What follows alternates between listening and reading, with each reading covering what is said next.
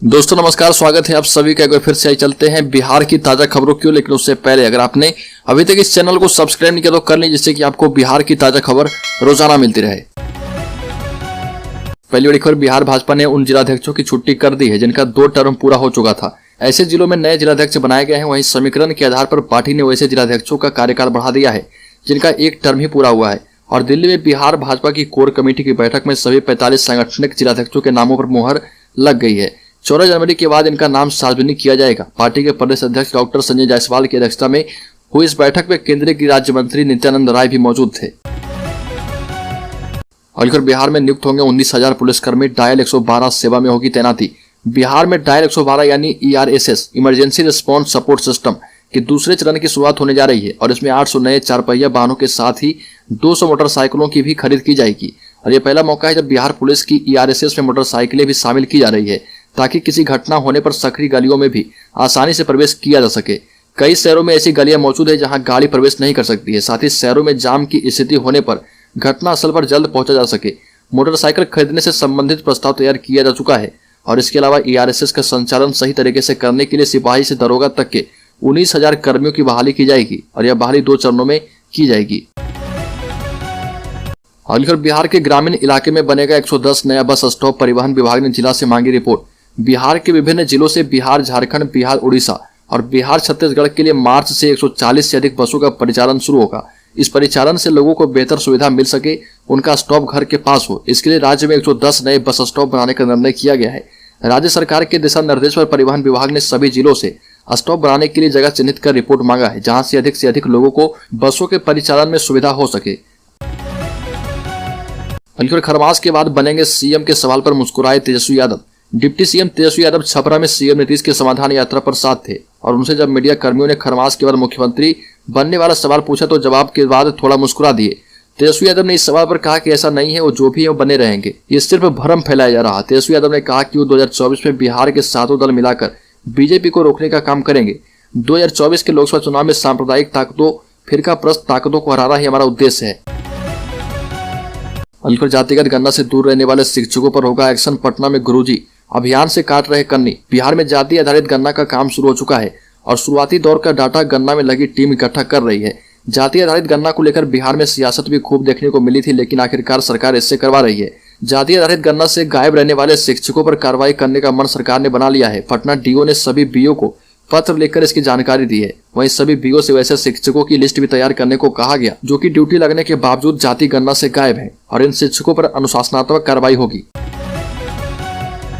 बिहार के मुख्यमंत्री नीतीश कुमार ने कहा कि जीविका दीदियों की बेहतरी के लिए करे काम। बिहार के मुख्यमंत्री नीतीश कुमार ने जिलाधिकारियों को महिला सशक्तिकरण के लिए संचालित कार्यक्रम जीविका से जुड़ी दीदियों की बेहतरी के लिए काम करने का निर्देश देते हुए कहा कि वो जीविका दीदियों की समस्याओं को सुने और उनके सुझावों पर ध्यान दें। श्री नीतीश कुमार ने समाधान यात्रा के 5वें दिन सारण जिले में अलग अलग विभागों के तहत चल रही विकास योजनाओं का जायजा लेने के बाद जिलाधिकारी को निर्देश देते हुए कहा कि राज्य सरकार की योजनाओं का लाभ सभी को मिले, कोई भी इससे वंचित न रहे। बिहार में अब परिवार से एक ही व्यक्ति बनेगा पैक्स का सदस्य। पटना हाईकोर्ट का बड़ा फैसला। राज्य में पैक्स के अंदर निर्वाचन प्रक्रिया को लेकर पटना हाईकोर्ट ने एक महत्वपूर्ण गाइडलाइन जारी कर दी है। पटना हाईकोर्ट ने सहकारिता विभाग को जो महत्वपूर्ण दिशा निर्देश जारी किए हैं, उसके बाद यह तय हो गया कि बिहार में परिवार के अंदर से कोई एक व्यक्ति पैक्स का सदस्य बनाया जाएगा। हाईकोर्ट ने इसके लिए नीति बनाने का निर्देश सरकार को दिया है। प्रदेश के किसी भी पैक्स में परिवार का एक ही व्यक्ति सदस्य हो सकता है। बिहार के औरंगाबाद जिले के गोह प्रखंड के अजान गांव से 3 बच्चे एक साथ गायब हो गए और एक साथ 3 बच्चों के गायब होने से गांव में हड़कंप मच गया। वहीं परिजनों में बेचैनी बढ़ गई है। तीनों बच्चों की पहचान राहुल कुमार, शिवगुरु और नीरज कुमार के रूप में की गई। परिजनों ने पुलिस को लिखित शिकायत कर बच्चों को ढूंढने की गुहार लगाई है। बिहार सरकार के पूर्व मंत्री मुकेश सैनी की पार्टी ने अपनी पुरानी मांग को लेकर एक बार फिर से आवाज उठाई है।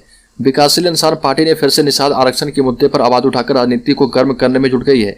मुकेश सैनी की पार्टी लगातार निषादों को आरक्षण दिए जाने की मांग करती रही है और इस संबंध में बीआईपी के राष्ट्रीय प्रवक्ता देव ज्योति ने एक बयान जारी किया। अपने बयान में बीआईपी के राष्ट्रीय प्रवक्ता देव ज्योति ने कहा कि निषाद को आरक्षण की मांग बीआईपी की पुरानी मांग है।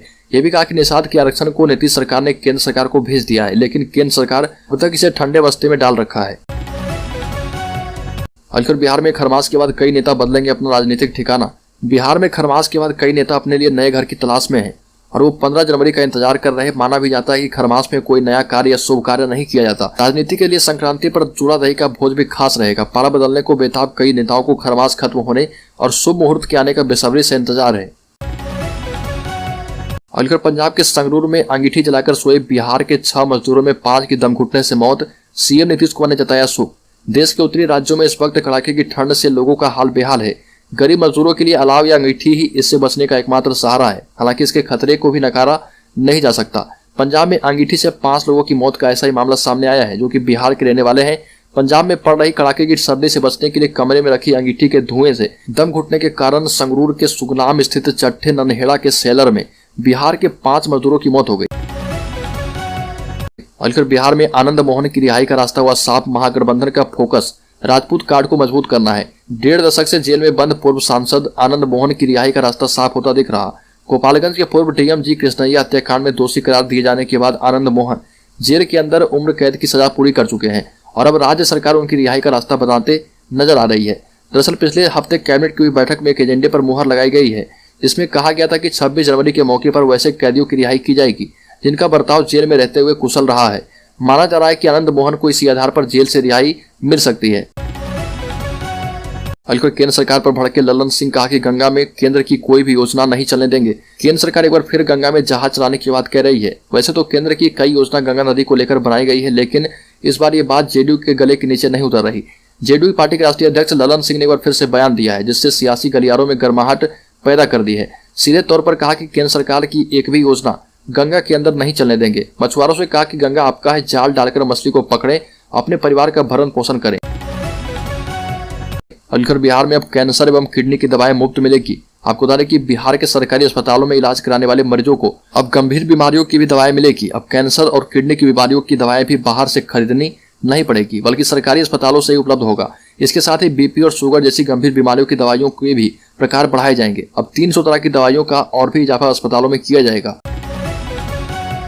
और आरजेडी के लिए बोझ बने नीतीश कुमार, सुधाकर सहित कई विधायकों में नाराजगी एवं विद्रोह की स्थिति है। बिहार के पूर्व उप मुख्यमंत्री एवं भारतीय जनता पार्टी के राज्यसभा सदस्य सुशील कुमार मोदी ने गठबंधन सरकार का नेतृत्व कर रहे मुख्यमंत्री नीतीश कुमार को सहयोगी दल राष्ट्रीय जनता दल के लिए बोझ बताया और कहा कि इससे राजद के अधिकांश विधायकों में नाराजगी और विद्रोह की स्थिति है। सुशील मोदी ने बयान जारी कर कहा कि मुख्यमंत्री नीतीश कुमार वोट दिलाने की क्षमता खोकर अब राजद के लिए बोझ बन चुके हैं। ये भी कहा कि पूर्व मंत्री एवं राजद के नेता सुधाकर सिंह तो मुखर हैं, लेकिन उनकी पार्टी के अधिकतर विधायकों की नाराजगी बढ़ चुकी है।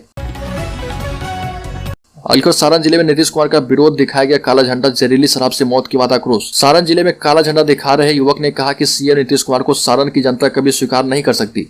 वह जहरीली शराब से होने वाले मौत के लिए जिम्मेदार है। विरोध कर रहे युवक ने नीतीश कुमार के विरोध में नारेबाजी करते हुए कहा कि जनता नीतीश कुमार को वोट नहीं देगी। काला झंडा दिखाने वाले युवक की पहचान विपुल चौबे के रूप में की गई। युवक गोपालगंज जिले का रहने वाला बताया जाता है। सीएम नीतीश कुमार के काफिले को काला झंडा जोगिनिया कोठी कचहरी स्टेशन रोड के पास दिखाया गया।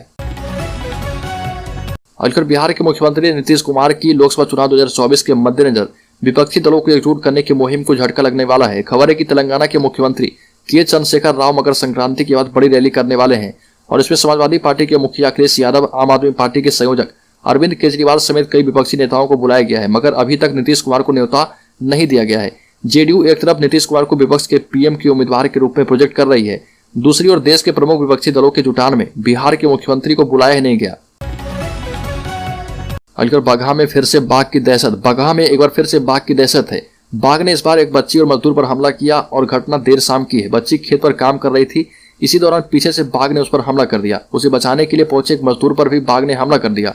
देर रात दोनों को सदर अस्पताल में भर्ती किया गया है, जहां इलाज के बाद उन्हें घर भेज दिया गया है। हालांकि वन विभाग अभी घटना की जांच करने की बात कर रहा और इसके लिए टाइगर ट्रैक्टरों की टीम को भी लगाया गया है। कोरोना के बाद 12वीं के बच्चों को सबसे ज्यादा फेल होने की चिंता सता रही। उनके मन में डर सता रहा कि 2 साल के बाद पूरे सिलेबस से एक साथ सवाल पूछे जाएंगे। किस प्रकार के सवाल आएंगे, इसकी तैयारी कैसे करेंगे, कहीं उनके मार्क्स खराब ना हो जाए, इसका खुलासा हो चुका है। सीबीएसई की काउंसलिंग में हर घंटे 10 से 12 बच्चे कॉल कर रहे हैं और इनमें 90% बच्चों में फेल होने का डर है। दरअसल परीक्षा के मद्देनजर बोर्ड की तरफ से काउंसलिंग की व्यवस्था की गई है और इसमें देश भर के 97 साइकोलॉजिस्ट की टीम बच्चों को परीक्षा से पहले उनकी समस्या का समाधान बता रहे हैं।